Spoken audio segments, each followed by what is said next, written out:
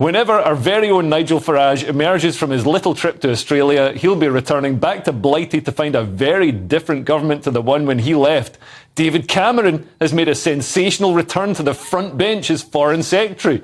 The Prime Minister has lost confidence within his own party over his immigration policy, and Reform UK are instead climbing up the polls at a very fast rate. In today's Telegraph, Patrick O'Flynn branded Farage the comeback kid. So, is this set of circumstances actually the perfect storm for Nigel Farage to re-enter mainstream politics? Well, joining me now to talk about Nigel's prospects is the defence spokesman for Reform UK, Frederick Chedham. Now, let's get straight to it. Frederick, thanks for joining us. But yeah, what do you think of Nigel's... do you think Nigel's going to come back into politics when he comes back? Well, thank you, Leo. It's really nice to be here. Good to see you. Yeah, no, I think he will. I mean, why not? The country needs him, let's face it. He could walk, I think, into just about any party at the moment and be approached with open arms. So, yes, he's going to get a big shock with that jungle, with the events that have gone on.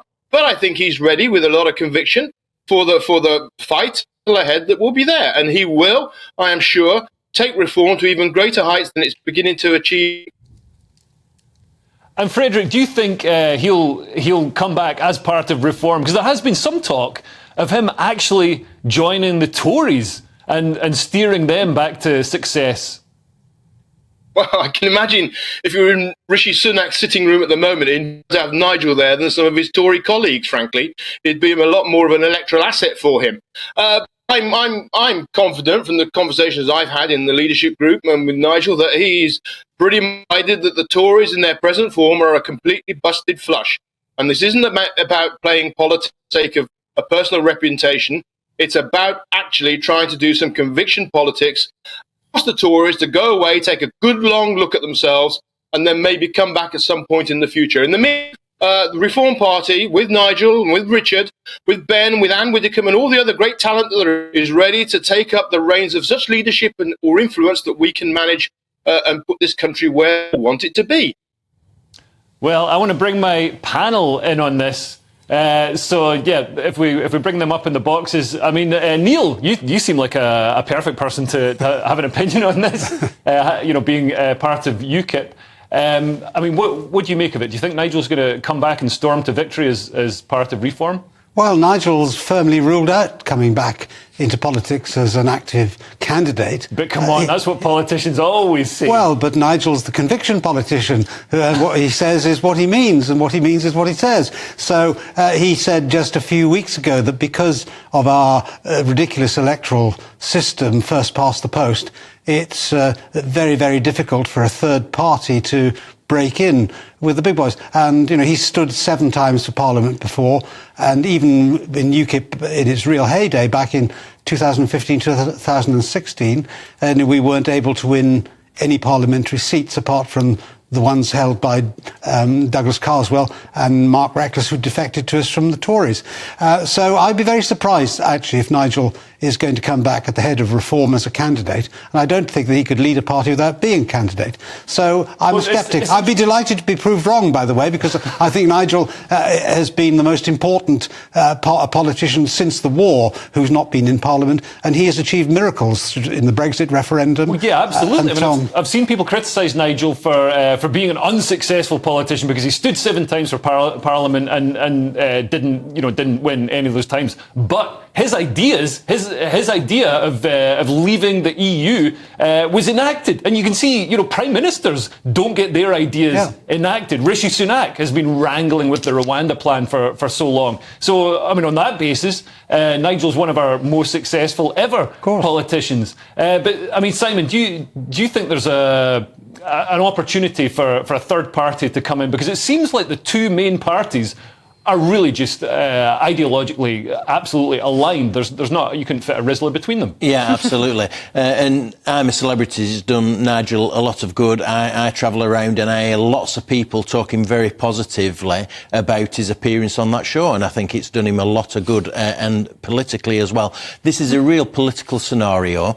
The Reform Party is increasing in the opinion polls. They take votes off the Conservatives, as you say, who are trying to occupy the centre ground. The Labour are trying to occupy the centre ground. You have a small Labour majority in the next general election. It's a very woke government. I don't know how long it would last, 2, 3, 4, 5 years maximum, obviously. And then the people are so fed up because they're centre-right now. The public are centre-right. They've had enough of a terrible Labour government, and they moved to the right. And that's where reform and perhaps Nigel would have a real part to play. And Emma, do you think with a Labour government, because there's always rumblings from the Liberal Democrats and from Labour that they're going to introduce proportional representation, which would be a godsend for third parties. They'd actually, get a good number of seats. Do you think that could happen and give a boost to Nigel Farage? Proportional representation is actually, along with House of Lords reform, is one of the things that I disagree with the Reform Party on. So I'm quite torn on that, because yes, it is true that it would benefit smaller parties, but I think it could also contribute to political instability, and it's not something that's in line with the historical constitutional roots of our political system. So that's a whole other separate issue. But regardless of that, I think it's clear from the polling that reform can still take a giant bite out of probably not only the Conservative Party's voting base, but also the Labour Party's voting base, particularly in the Red Wall, especially now after Keir Starmer's comments about Margaret Thatcher. So I think it's possible that reform could really make a dent in the next general election regardless. Now, it would be very interesting if Nigel, and I think very many people around the country who are watching I'm a Celebrity, which I haven't watched myself, but knowing him through GB News, people can see and know when they see a decent bloke. And I think if he were to become involved in the Conservative Party, that could be groundbreaking for the Conservatives. But given the fact that the direction of the Conservative Party is such that they went for Groundhog Day, and I actually thought I was having some kind of fever dream when they brought David Cameron back from the deaths. I was trying to avoid that. But I don't necessarily think that that's something that they would be open to. But I do. Frederick, some of this must be music to your ears. I mean, do you think Nigel could come back and lead reform to some kind of victory at the polls, or do you think he could, instead of actually taking a seat in Parliament, push the agenda so his ideas get enacted again? Well, he doesn't need a seat, does he? I mean, Parliament is stuffed full of people that we don't even know their names. Some of them are running around with knighthoods, which is something Nigel Farage got. But I mean, he moves the dial wherever he is in politics, and he's going to move the dial when he gets back. I have no doubt about it.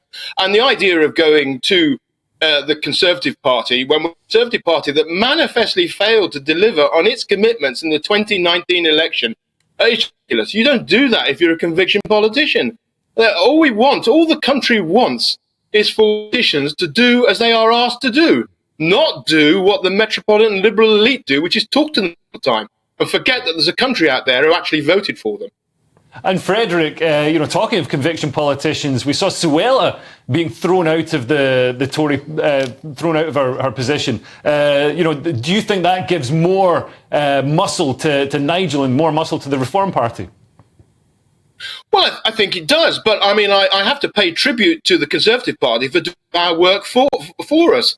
I mean, all the Conservative Party have to do to get a landslide is net zero, get rid of net migration, and then solve the problem of immigration, which is easier than they make out. And if they did that, they'd get a landslide.